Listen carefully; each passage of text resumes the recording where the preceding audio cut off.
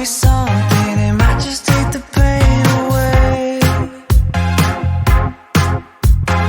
At gagawa tayo ng lentils na napakasarap naman talaga o lentejas.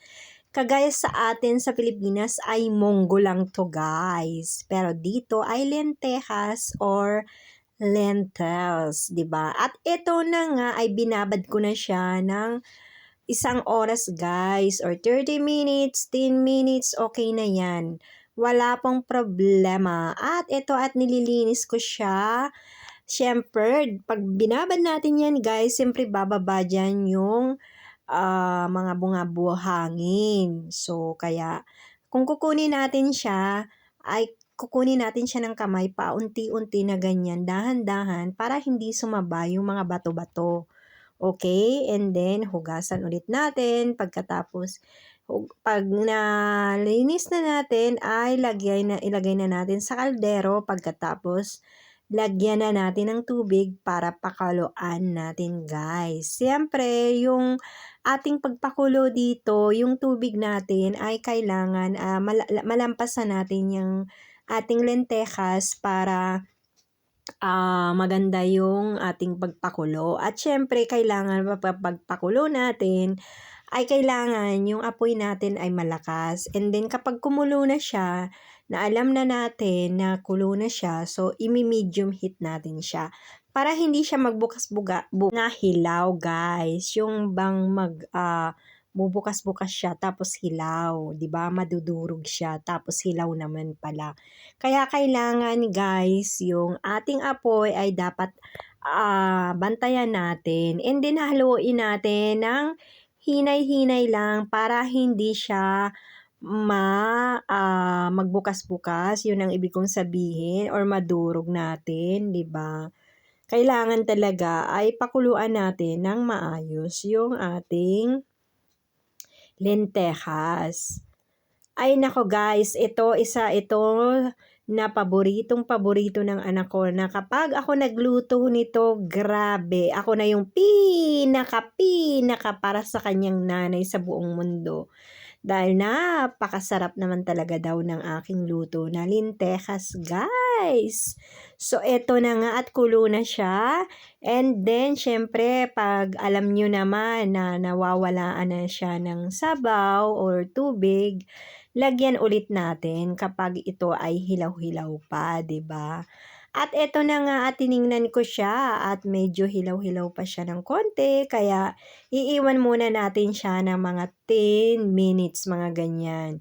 And then habang pinapakuluan natin siya guys, ay maghihiwa tayo dito ng maraming bawang at saka isang sibuyas. Guys, itong lentejas pwede nyo rin siyang igisa sa halimbawa ham or karne na pira-piraso or karne pikada or karning giniling. Depende po sa inyo kung anong gusto nyo, o chorizo. Nasa sa inyo na po yan kung anong gusto nyo. Pero kami ng anak ko, mas gusto naming wala siyang halo. Ganyan lang siya guys. Kasi masarap talaga siya. Kasi kapag medyo nilagyan na natin na siya ng mga ganyan-ganyan, ay alam nyo na nag-iiba din yung lasa. Kaya mas maganda ganyan. At saka pwede nyo rin siyang lagayan ng espinakas or kaya dahon ng ampalaya dyan sa atin sa Pinas. Dahil napakarami naman talaga dyan. So, eto ay napakasarap.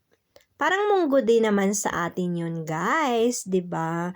So eto na nga at naghiwa na ako ng ating sibuyas at yung bawang ay tinatanggalan ko siya ng ating mga balat-balat at pinukpok ko muna siya diyan para mabukas siya kasi tatanggalan natin ng balat pagkatapos hiwa-hiwain natin ng maliliit. At pagkatapos ay syempre pampalasa natin to guys. Pero ang pinakamaganda dito ay para super duper na masarap yung ating lentejas, igigisa natin sa mantika. And then lalagyan natin ng chicken cubes or beef cubes or asin, paminta. Okay? Depende kung meron kayong chicken cubes or beef cubes, depende, 'di ba, sa pampalasa ninyo. So, eto na nga ang ating lentehas na napakasarap naman talaga. Eto na nga yung aking kalderong maliit lang guys kasi dito ko siya i-blender guys. Dito na diretso na dito para hindi na pahugas-hugas o ano paman. Pero kung wala kayong ganito, yung mababaw lang yung inyong kaldero, pwede nyo naman po siyang i-shake o i-blender sa tubo na or Tupperware na mataas para hindi po siya matapon or magtalsikan, hindi kayo mapaso, 'di ba? At iginisa na nga natin yung una, yung sibuyas, and then yung bawang naman. At papupula-pulahin lang natin to guys. Grabe ang bango. Grabe talaga. Super duper. So, ganyan ang gagawin natin. Hintayin natin siya na mag-brown-brown.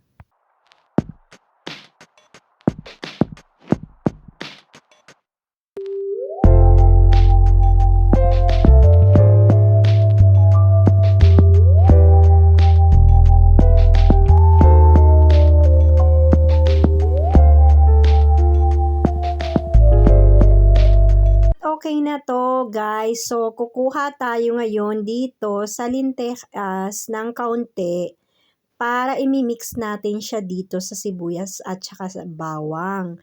Kasi ito ay idadagdag natin na pangpalasa guys. Ibi-blender din natin siya kasama ang sibuyas at saka bawang na ginisa. Kaya super duper talaga ang aking paggawa ng lentehas. Ito ang pinakasikreto ko guys. Kaya naman napakasarap naman talaga. At syempre, para mas lalong masarap, lagyan nyo ng chicken cubes at konting asin, di ba?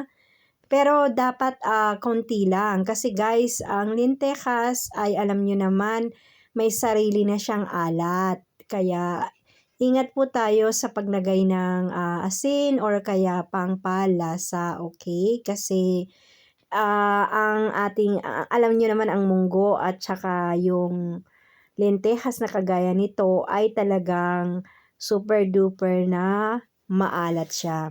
So, ito lang ang asin na nilagay ko kasi guys, yung kaldero namin na ginawa kong lentehas ay talagang malaki siya, madami.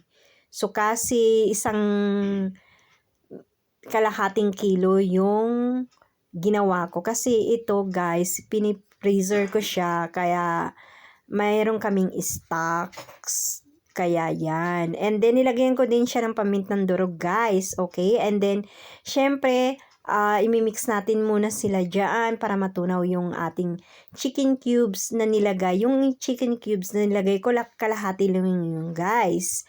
And then, yung asin naman ay isang kutsarita lang yun na asin. And then, syempre, pakukuluan natin to ng konti.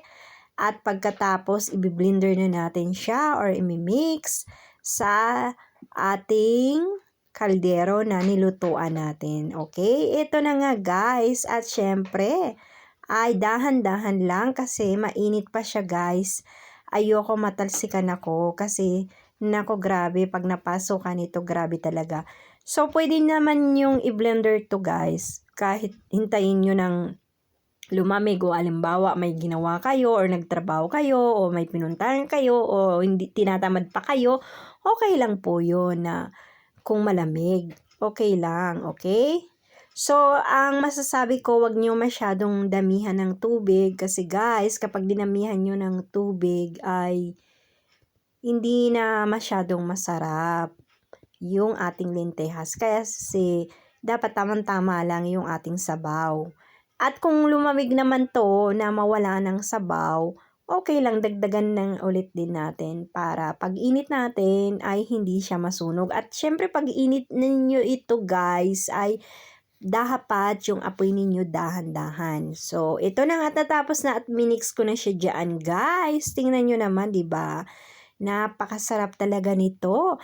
Akala nyo lang ganyan yung puti yan guys, pero hindi. Bababa din yan kapag minix na natin ng maayos at napakuluan na natin ng maayos. Babalik pa rin ang kulay niya dyan, okay? Huwag kayong mag-alala.